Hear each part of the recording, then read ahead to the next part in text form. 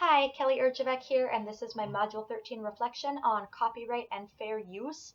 After going through the copyright and fair use website, I was surprised by a lot of different things. One of the first things that you said in the lecture was that copyright law applies for 70 years after the creator's death. That was something I had just never considered before. I was also surprised to learn that even dances can be copyrighted, just another thing that I had never thought of.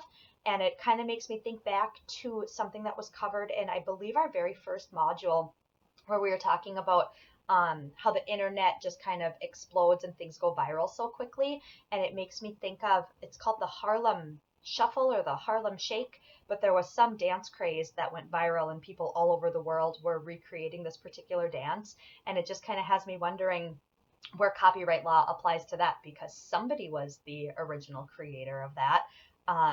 And yeah, just kind of funny how everybody remade that and redistributed it without a second thought about any copyright or fair use laws.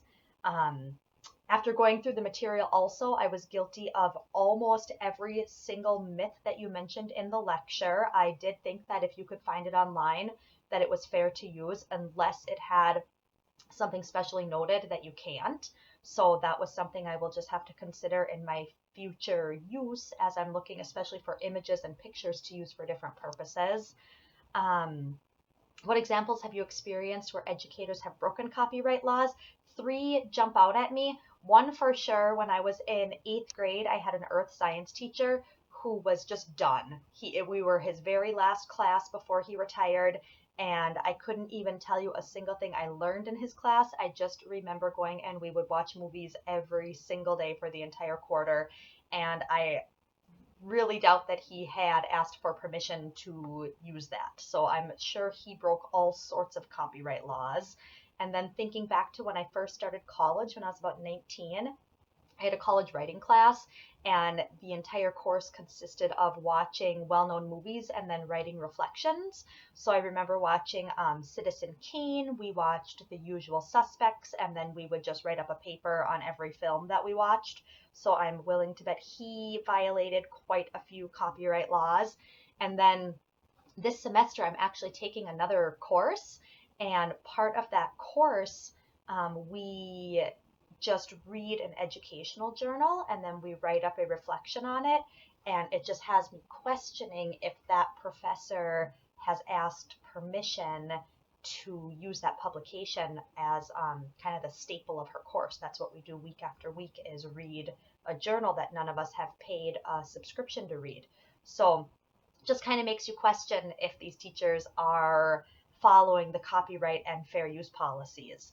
I think to teachers and students, we don't really think of it as that big of a deal, but to the original creator, it probably is. That's something that they put their, their hard work into, and then to see it be reused without their permission is probably a big deal. That's why they have the laws to begin with.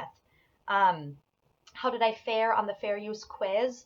I did not fare well at all. I took it before going through any of the material, and I got 10 out of the 20 wrong, which I think is a pretty accurate picture of where my knowledge was. Even after going through the material and then revisiting the quiz, the one that still kind of threw me for a loop was the question about a teacher recording footage of Richard Nixon leaving office and using it to show her class. And I guess it does make sense to me that she would have needed permission, but if I were that teacher and I recorded that off the news myself on my own recording device and then used it for my class, I guess I wouldn't know exactly who you need to get permission from. Are you getting permission from the news station who aired it, or do you need to get permission from the original person who recorded the footage, who then brought it to the news to air? So I guess for me, some of this stuff on copyright and fair use is still a little confusing. And then especially when we get into the, what is it called? The common, Creative Commons. That was kind of still confusing to me too. It just seemed like there's a lot of different levels of what you are and are not allowed to do. And I guess at the end of the day, I just need to be way more careful about what I am using, how I am using, and making sure that I have permission to be using the stuff that I find online. So yeah, that's about all I have to say for this reflection. Thanks for watching.